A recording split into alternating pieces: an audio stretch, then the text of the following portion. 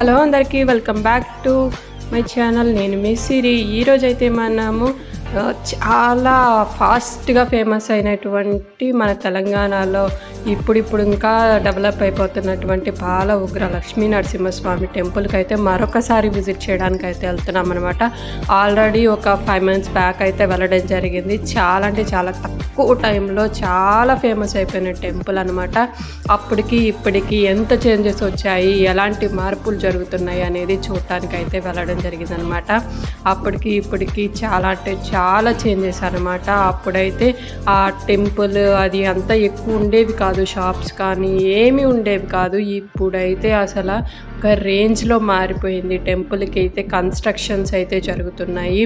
And ఇదేంటంటే normal Fridays Sundays వస్తే మాత్రం ఫుల్ రష్ ఉంటుంది. ఎర్లీ మార్నింగ్ వెళితే ఆఫ్టర్నూన్కి బయటికి రాగలమన్నమాట. సో అలాంటి సిచ్యువేషన్ ఉంటుంది. అండ్ ఇది థర్స్డే వెళ్ళడం జరిగింది, అంటే ఈరోజు వెళ్ళడం జరిగింది కాబట్టి ఇంత ఫ్రీగా వీడియో తీయడానికి అంత రష్ లేకుండా ఉందన్నమాట. సో వీడియో తీయడానికైతే చాలా అనువుగా అనిపించింది.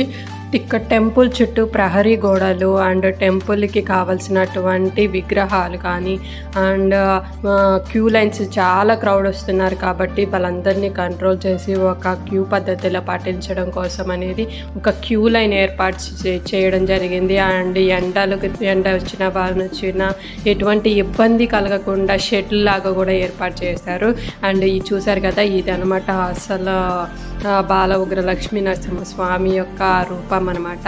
మీకైతే క్లియర్గా చూపించాలని చెప్పేసి మేము చాలా ట్రై చేసి మరీ తీయగలిగాము ఇది. అండ్ చూసారు కదా నామాలు, ఆ ఉగ్ర లక్ష్మీ నరసింహస్వామి యొక్క ఉగ్ర రూపము అండ్ బాల ఉగ్ర నరసింహస్వామి అనమాట ఈ చివరిది. సో ఇదనమాట టెంపుల్. దీనైతే ఫుల్ డెవలప్ చేస్తున్నారు. ఇంత తక్కువ కాలంలో చాలా ఫేమస్ అయిన టెంపుల్ అయితే ఇదే అని చెప్పొచ్చు. అండ్ ఇది ఇంతకుముందు అయితే ఈ చుట్టుపక్కల అంతా వెహికల్ పార్కింగ్ కూడా ఇక్కడే ఉండేది. ఇప్పుడైతే చుట్టుపక్కల మినిమం ఒక 12-15 acres దాకా టెంపుల్ కిందనే ఉంది.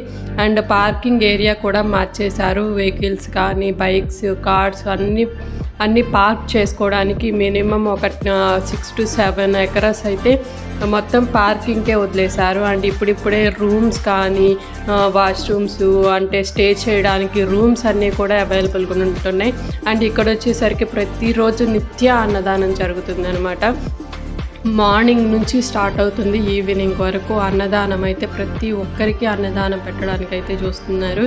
అండ్ వచ్చిన వాళ్ళకి ఎటువంటి ఇబ్బంది లేకుండా అన్ని సౌకర్యాలు కల్పిస్తున్నారు అనమాట. అండ్ ఇక్కడ వచ్చేసరికి తలనీలాలు సమర్పించే అంటే మొక్కుబడులు ఉంటాయి కదా, సో వాళ్ళు తలనీలాలు సమర్పించడానికి అండ్ అన్నదానానికి ఎవరైనా విరాళాలు ఇవ్వాలి అనుకున్న వాళ్ళ కౌంటర్స్ అలాంటి అన్నీ పెట్టారు. ఇంతకుముందు మేము ఫస్ట్లో వెళ్ళినప్పుడైతే ఇట్లా అన్ని షాప్స్ కానీ ఇలాంటివి ఎక్కువ ఉండేవి కాదు. ఇప్పుడైతే ఒక పెద్ద షాప్స్ అయితే ఎన్ని వచ్చేసాయో. అండ్ అది కాక ఇక్కడైతే చాలామంది నమ్మకం అయితే చాలా పెరిగింది అనుకోవచ్చు. అది నిజమా అబద్ధమా అనేది అయితే మనకు తెలియదు. చాలామంది ఆ నమ్మకంతోనే వస్తున్నారు. చాలామంది జరిగినవి వాళ్ళ లైఫ్లో అనుకున్నవి జరిగినవి నెరవేరుతున్నాయి అని చెప్పేసి చాలా నమ్మకంతో వస్తున్నారు. అండ్ ఇక్కడ వచ్చేసరికి వాళ్ళ పిల్లలు పుట్టాలని, మ్యారేజెస్ అవ్వాలని, జాబ్స్ రావాలని అని ప్రతి ఒక్కళ్ళు అనమాట వచ్చి వాళ్ళ ముడుపులు కట్టేసి మొక్కుబడులను అయితే తీర్చుకొని వెళ్తూ ఉన్నారు. అండ్ ఇక్కడ చూసారు కదా అన్నదానం పెట్టడానికి ఇక్కడ టెంట్లాగా వేసేసి పెడుతున్నారు.